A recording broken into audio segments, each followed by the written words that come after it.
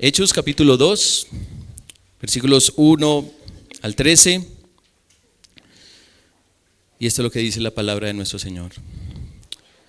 Cuando llegó el día de Pentecostés, estaban todos juntos en un mismo lugar, y de repente vino del cielo un ruido como el de una ráfaga de viento impetuoso que llenó toda la casa donde estaban sentados.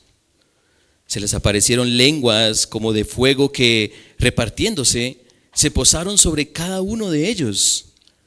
Todos fueron llenos del Espíritu Santo y comenzaron a hablar en otras lenguas según Espíritu les daba habilidad para expresarse. Había judíos que moraban en Jerusalén, hombres piadosos procedentes de todas las naciones bajo el cielo. Al ocurrir este estruendo, la multitud se juntó y estaban desconcertados porque cada uno los oía hablar en su propia lengua. Estaban asombrados y se maravillaban diciendo: miren, ¿no son galileos todos estos que están hablando? ¿Cómo es que cada uno de nosotros les oímos hablar en nuestra lengua en la que hemos nacido? Partos, medos y elamitas, habitantes de Mesopotamia, Judea y Capadocia, del Ponto y de Asia, de Frigia y de Panfilia, de Egipto y de las regiones de Libia alrededor de Cirene, viajeros de Roma, tanto judíos como prosélitos, cretenses y árabes, los oímos hablar en nuestros propios idiomas de las maravillas de Dios. Todos estaban asombrados y perplejos, diciéndose unos a otros: ¿qué quiere decir esto? Pero otros se burlaban y decían: están borrachos. El Señor bendiga su palabra. No sé qué tan buenos lectores son ustedes, sobre todo de novelas, pero hay una novela en donde hay un personaje que es protagonista allí y es Edmond Dantes. ¿Saben quién es él? Bueno, si usted ha leído la novela del El Conde de Montecristo, de Alejandro Dumas, se va a dar cuenta que este hombre pasa por una travesía en su vida impresionante, ¿sí? Y no voy a dar muchos detalles porque quiero que lean la novela, ¿sí? Es una novela gruesa. Claro, hay película, ¿no? Pero la película no es tan fiel como el escrito. Lo interesante es que este hombre está en medio de una sociedad que tiene un nivel socioeconómico relativamente alto, y entonces de alguna forma comienza a rodearle un complot contra él, porque como que no es de mucho aprecio.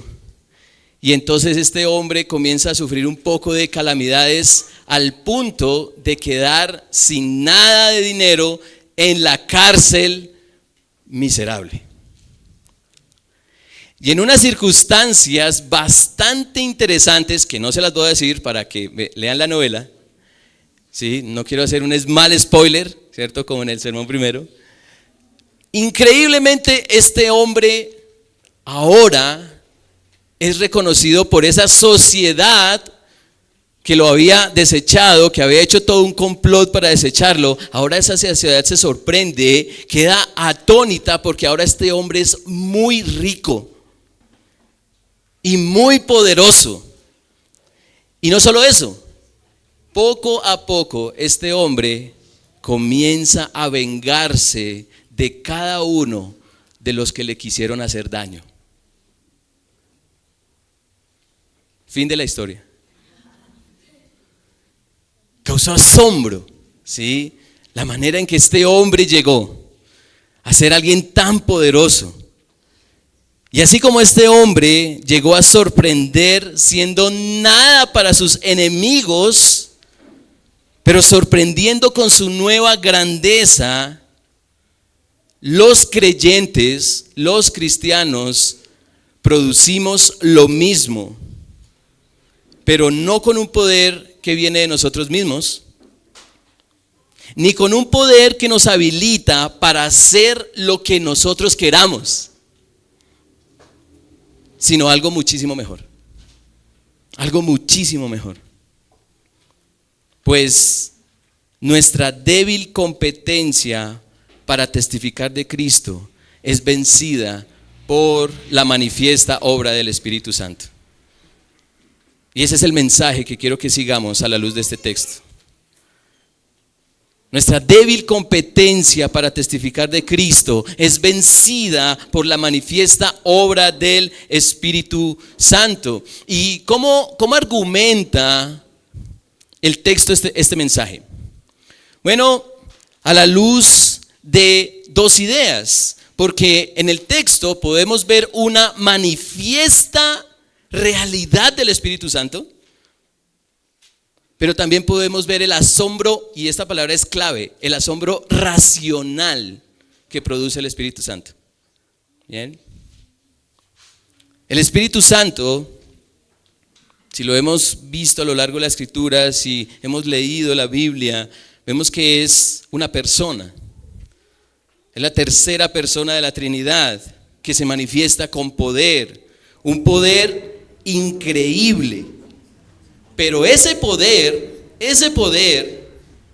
en vez de generar confusión, produce un asombro lógico y discernible. ¿Bien? Así que veamos en el texto la manifiesta realidad del Espíritu Santo. Leíamos que algo está pasando en Jerusalén, y en especial en donde hay 120 cristianos reunidos. ¿Es donde están esos cristianos reunidos? Bien, ¿qué está pasando? Versículo 1, cuando llegó el día de Pentecostés, estaban todos juntos en un mismo lugar, y de repente vino del cielo un ruido como el de una ráfaga de viento impetuoso que llenó toda la casa donde estaban sentados. Puntualmente, esta ráfaga de viento se da donde hay creyentes, donde están los cristianos reunidos. No es en cualquier parte de Jerusalén, es en la reunión de los santos donde se da ese fenómeno. Y en esa reunión están los que esperan la promesa de Jesucristo. ¿Cuál es esa promesa? Bueno, ya la hemos visto, ¿cierto? Ahí en Hechos capítulo 1, versículo 4. Miren ahí en sus Biblias, Hechos capítulo 1, versículo 4. Y reuniéndolos les mandó que no salieran de Jerusalén, sino que esperaran la promesa del Padre, la cual les dijo: oyeron de mí, porque Juan bautizó con agua, pero ustedes serán bautizados ¿con qué? Con el Espíritu Santo dentro de pocos días. El Señor prometió a su Espíritu. Y aquí tenemos que hacernos una pregunta obligatoria. ¿Jesús prometió a la persona del Espíritu a sus discípulos? ¿O qué prometió del Espíritu? ¿Y por qué digo esta pregunta y por qué tenemos que hacernos estas preguntas? Desde los evangelios vemos que el obrar del Espíritu Santo es algo que experimentan los creyentes, pero no se puede comprender completamente. Si ustedes trasladan su mente a Juan capítulo 3, allí encontramos una conversación. El Señor está hablando con ¿quién? Nicodemo, ¿cierto? Está hablando con Nicodemo, ¿cierto? Un principal de entre los judíos, alguien que conoce la ley, es un intelectual de su tiempo, una persona muy preparada.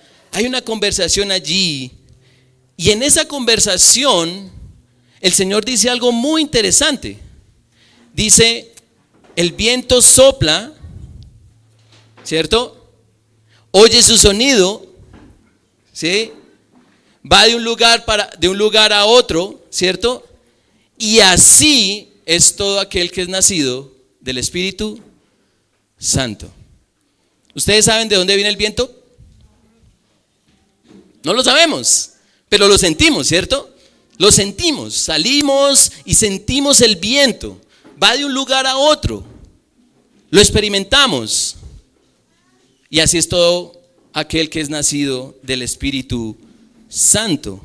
El nuevo nacimiento del que habla el Señor en Juan 3, es decir, pasar de muerte a vida, pasar de tener una actitud de desprecio y rebeldía hacia Dios y luego amarlo por sobre todas las cosas, es algo que experimentamos pero que no comprendemos del todo. Y esto es importante, hermanos, porque tanto los 120 que estaban esperando la promesa del Espíritu Santo, como nosotros, los verdaderos cristianos, ya tenemos al Espíritu. Ya tenemos al Espíritu. De otra manera, sería imposible ver nuestro pecado y nuestra necesidad de creer en el único Salvador de nuestras vidas.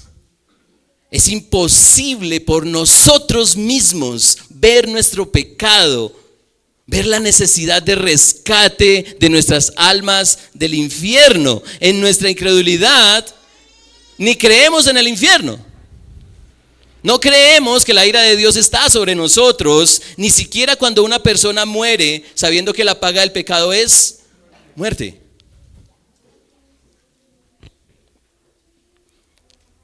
Los 120 que estaban reunidos le creyeron al Señor por el poder del Espíritu. Y por eso estaban unánimes orando, esperando la promesa. Puesto que todavía, y aquí está lo interesante del texto, el Espíritu Santo estaba por revelar más de su persona. Ya los discípulos tenían al Espíritu, pero el Espíritu iba a revelar más de su persona. Versículo 3 de Hechos 2. Se les aparecieron lenguas como de fuego que repartiéndose se posaron sobre cada uno de ellos. Todos fueron llenos del Espíritu Santo y comenzaron a hablar en otras lenguas según el Espíritu les daba habilidad para expresarse. ¿Por qué Pentecostés fue el momento en que los discípulos fueron llenos del Espíritu Santo? ¿Por qué no antes? ¿Por qué no después? Bueno, esta fiesta es conocida como la fiesta de las semanas, según el Antiguo Testamento. Ocurre 50 días después de la ofrenda de cebada de la Pascua.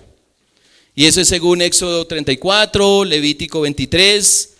Es una fiesta que celebra la ofrenda de las primicias.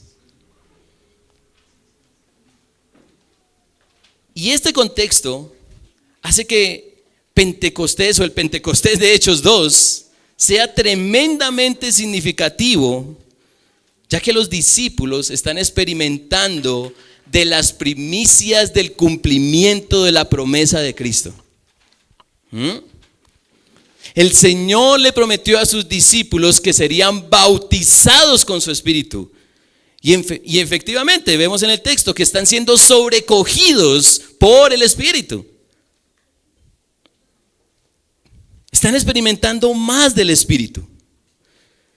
Y la manifestación de esta llenura fue el hablar en lenguas, según el mismo Espíritu les daba la habilidad de hacerlo. Y entonces viene otra pregunta obligatoria. ¿Ser lleno del Espíritu es hablar en lenguas? Pues según el texto sí. Pero, en esta parte, en este punto del sermón, ¿cierto? No voy a contestar del todo esa pregunta o aclarar esa pregunta, porque realmente y hasta aparentemente esa puede ser la primera conclusión a la que se puede llegar. Todo el que es lleno del Espíritu habla en lenguas. Pero el punto principal del texto es que la manifestación del Espíritu es real. La manifestación del Espíritu Santo es real.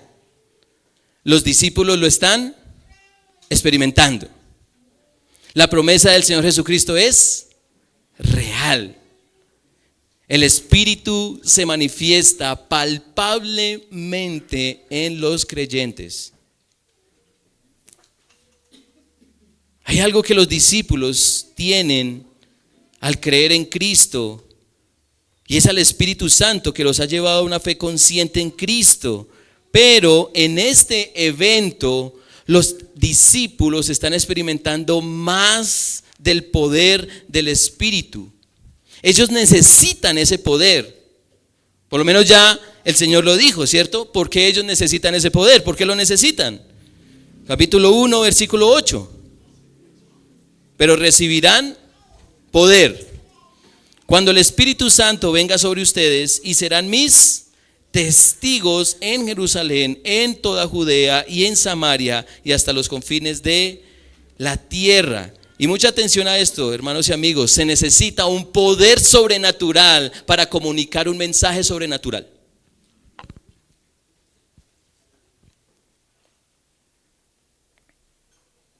Pues el Evangelio hace que los muertos vivan.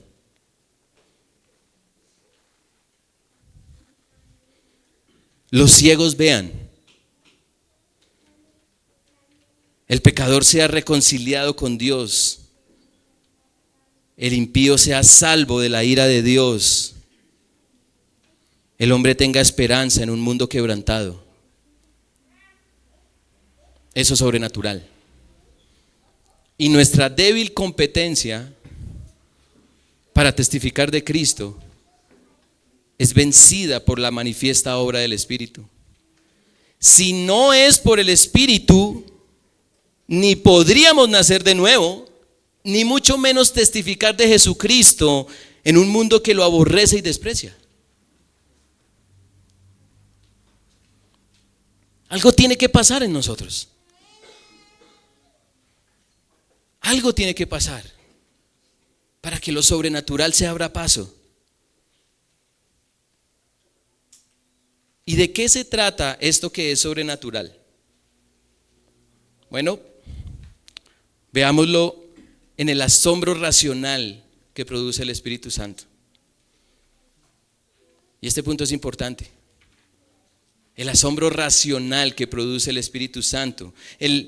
Es bastante explícito en el texto que la manifestación del Espíritu Santo, y es que el texto es bastante claro, es muy claro, no es un éxtasis desmedido de irracionalidad religiosa.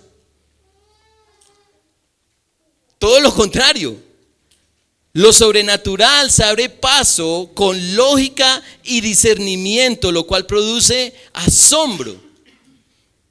Los 120, o mejor, paralelamente a la reunión de esos 120 discípulos, está pasando algo en el resto de Jerusalén. Y esto por causa de Pentecostés. Versículo 5. Habían judíos que moraban en Jerusalén, hombres piadosos, procedentes de todas las naciones bajo el cielo. De alguna manera, representantes de todas las naciones que profesaban el judaísmo están en Jerusalén.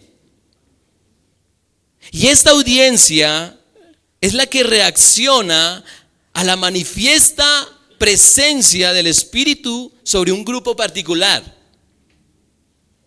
¿Cómo reaccionan? Versículo 6. Al ocurrir este estruendo, la multitud se juntó y estaban desconcertados. Estaban asombrados, estaban atónitos, porque todos se comportaban como unos locos frenéticos. ¿Eso dice el texto? Porque hablaban cosas sin sentido. ¿Eso dice el texto? Estaban desconcertados porque cada uno los oía hablar en su propia lengua. Estaban asombrados, versículo 7, y se maravillaban diciendo: miren, ¿no son galileos todos estos que están hablando? ¿Cómo es que cada uno de nosotros los oímos hablar en nuestra lengua en la que hemos nacido? ¿Por qué hay asombro en la audiencia en Jerusalén?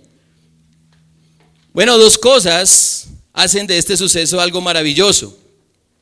Lo primero es que las lenguas que hablan los discípulos, a pesar de la variedad, son idiomas entendibles. lenguas que no recibieron por entrenamiento o estudio avanzado, sino que las recibieron con inmediatez. Y lo segundo, que lo hace sorprendente, son quienes hablan esas lenguas. ¿Saben quiénes hablan esas lenguas? Galileos. Galileos. No es la primera vez que los discípulos son identificados como galileos en Hechos. Miren el capítulo 1, versículo 11. El Señor asciende, ¿cierto?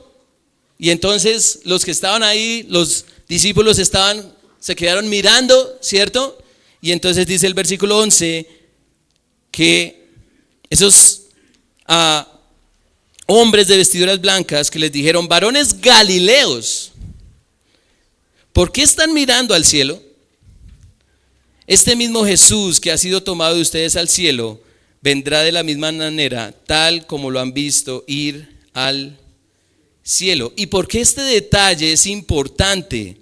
Porque desde los evangelios y según el testimonio del Antiguo Testamento, vemos que los galileos tenían la fama de tener algún trasfondo gentil.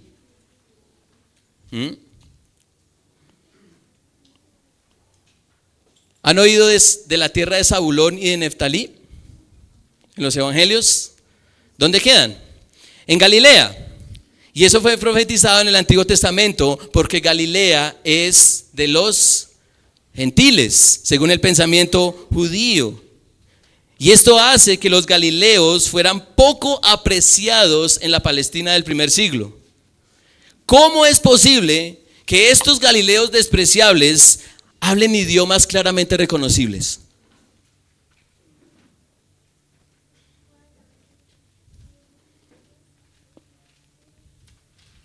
Pero hay una pregunta todavía más importante.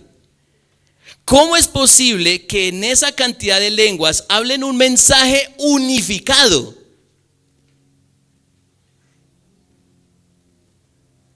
Versículo 9.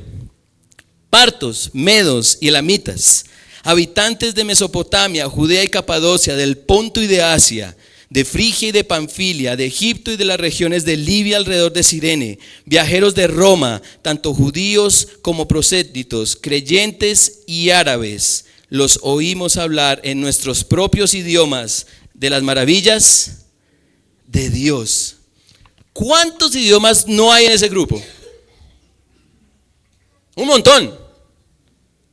Y ese montón de idiomas están transmitiendo un solo mensaje: las maravillas de Dios.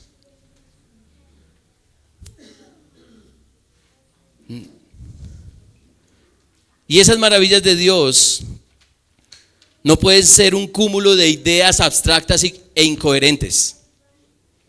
Tiene que ser un mensaje con sentido, pues es asombrosamente claro en cada idioma en el que se está hablando. Ahí no vemos que esa audiencia dice: ¿qué es lo que están diciendo?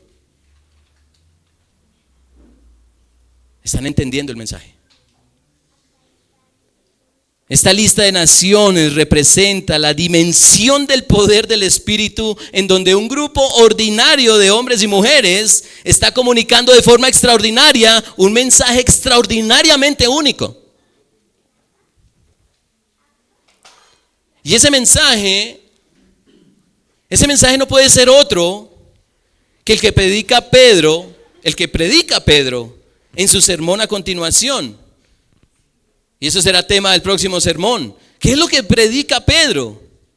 Que el Dios Todopoderoso se hizo carne y habitó entre nosotros, fue asesinado en una cruz, pero resucitó de entre los muertos para demostrar que es el Señor y Dios de la vida, de forma que todo aquel que se arrepienta de sus pecados y crea en Él, experimente la vida. Eso es maravilloso.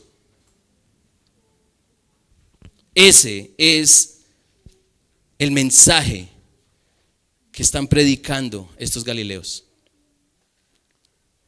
Y al predicar ese mensaje, solo puede haber dos reacciones. De hecho, es las reacciones cuando se predica el Evangelio de Jesucristo. Versículo 12. Todos estaban asombrados y perplejos, diciéndose unos a otros, ¿qué quiere decir esto? Pero otros se burlaban y decían, están borrachos. Y esto es muy interesante a la luz del texto, porque los discípulos definitivamente no estaban borrachos por dos razones. Una, porque el apóstol Pedro lo dice, versículo 15. Porque estos no están borrachos como ustedes suponen, pues apenas es la hora tercera, es decir, las 9 de la mañana. Y si usted ve a alguien borracho a las 9 de la mañana, es porque o está amanecido o comenzó a beber muy temprano, lo cual es muy raro. Uno tiende a embriagarse, no yo ya dejé eso. Pero la gente que se embriaga lo hace es de noche o tarde. Entonces los discípulos definitivamente no están ebrios por dos razones. Una, porque el apóstol Pablo lo dice, y dos, porque por lo general un borracho no dice coherencias, sino incoherencias.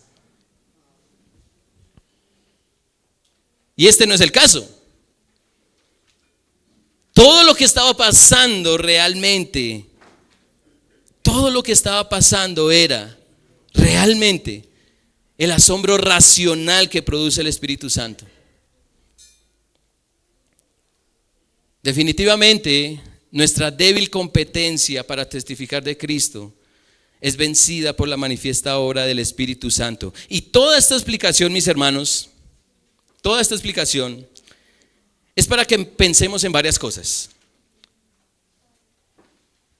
Quiero hacer esta pregunta y la voy a hacer en primera persona. ¿Qué tan consciente eres de tu nuevo nacimiento?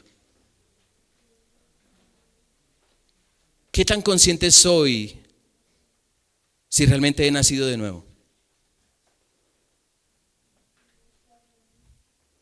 Pero, ¿qué tan consciente soy de la persona del Espíritu Santo como para testificar de su evangelio, que es poder de Dios para salvación?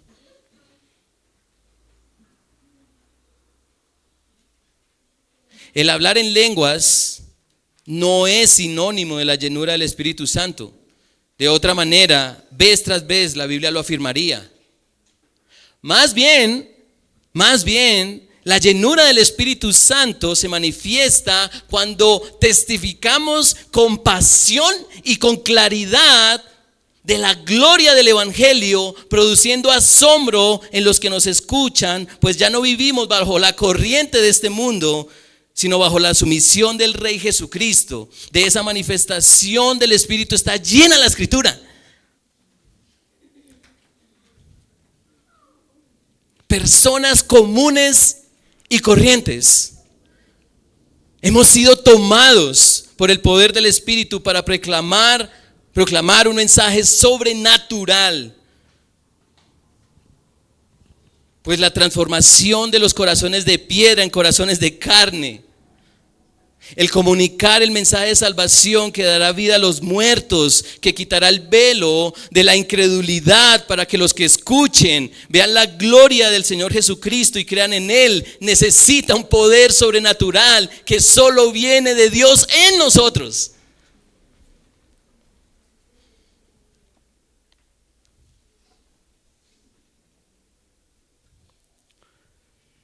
Mucho de nuestro contexto del que venimos puede afectar la forma en la que testificamos y hasta vivimos la vida cristiana. Vemos el vivir para Cristo y el testificar de Cristo como un reto casi imposible. Podemos sentirnos impotentes ante los cuestionamientos del mundo. Pero el Espíritu de Dios ofrece tal poder que sin importar el trasfondo, somos capacitados para ser testigos fieles del Evangelio.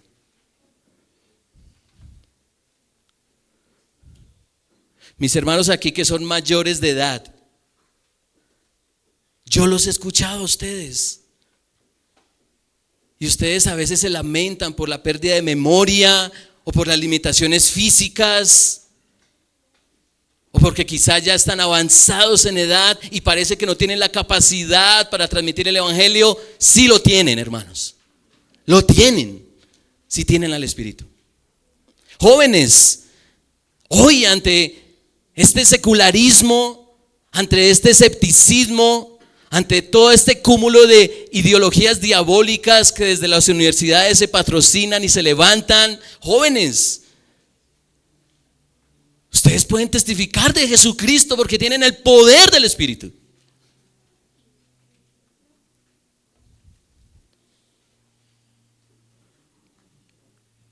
Y pueden que ustedes vengan de un trasfondo muy difícil, cualquiera que sea. Puede que ustedes sean limitados en muchas cosas, hermanos, pero el Espíritu vence esas limitaciones, porque al Espíritu no le importa tus limitaciones, le importa la gloria de Cristo. Y va a querer que Cristo sea proclamado, sea testificado.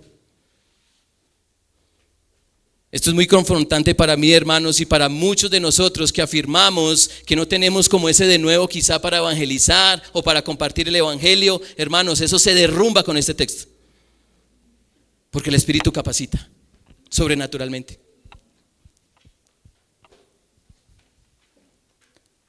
¿En qué momentos nos hemos sentido limitados para cumplir la misión de Cristo? ¿Cómo esas limitaciones están tomando más fuerza como para opacar la manifiesta obra del Espíritu en nosotros?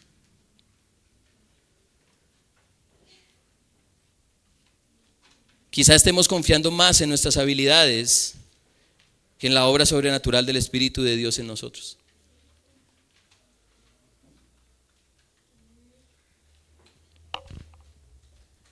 El nuevo nacimiento es una obra plena del Espíritu Santo.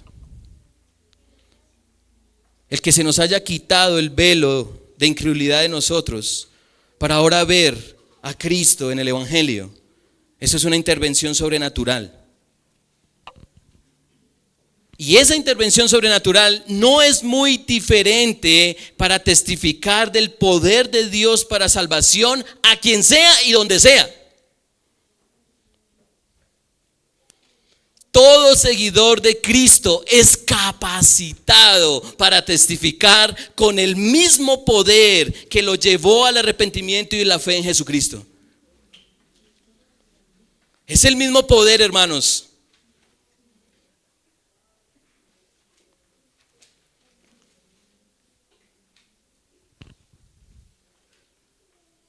Es claro por el texto que una oratoría elocuente no es señal de la manifestación del Espíritu.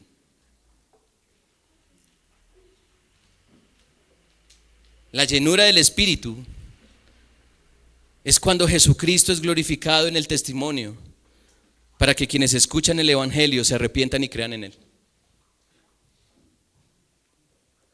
El cristiano más sencillo y menos tenido en cuenta es una poderosa herramienta de Dios cuando tiene al Espíritu.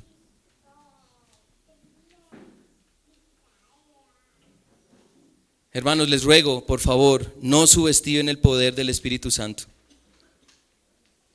Es nuestro, para la gloria y testimonio de nuestro Señor y Salvador. Pues nuestra débil competencia para testificar de Cristo es vencida por la manifiesta obra del Espíritu.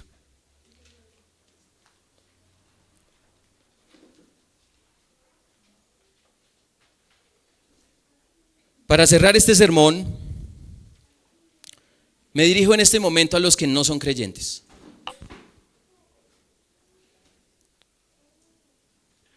Porque aquí hay personas que no creen en Cristo como Señor y Salvador. En Jerusalén vemos que hay quienes estaban asombrados por escuchar las maravillas de Dios. ¿Saben que un mensaje claro y asombroso que Dios está comunicando debe ser creído? Pero hay otros que se burlan de lo que está pasando. Hay otros que se burlan. Y realmente es una burla a la lógica del evangelio que para ellos es irracional.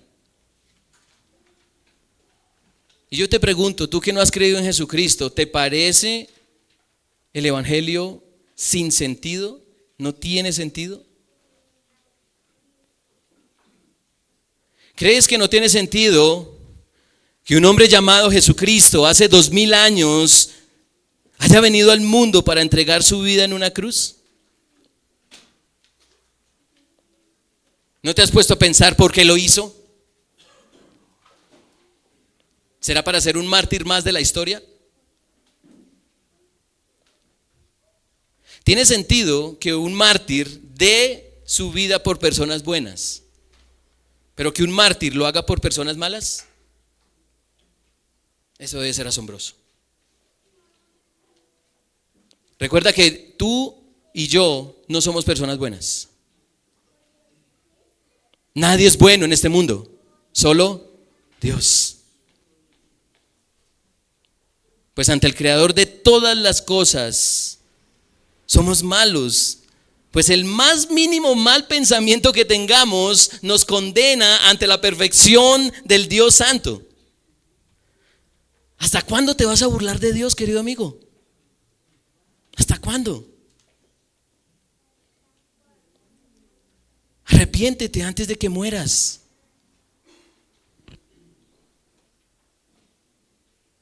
Antes de que partas de este mundo para ser objeto de burla eterna por tu pecado. Recuerden que el que ríe al último, ríe mejor. Y Dios sabe reír mejor que nosotros. Si no entiendes el mensaje del evangelio, no tienes al Espíritu de Dios.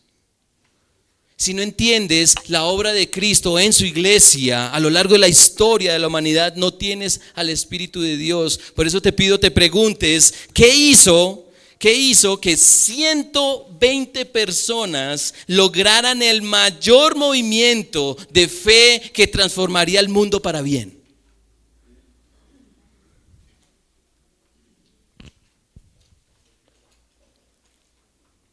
¿Qué lo hizo?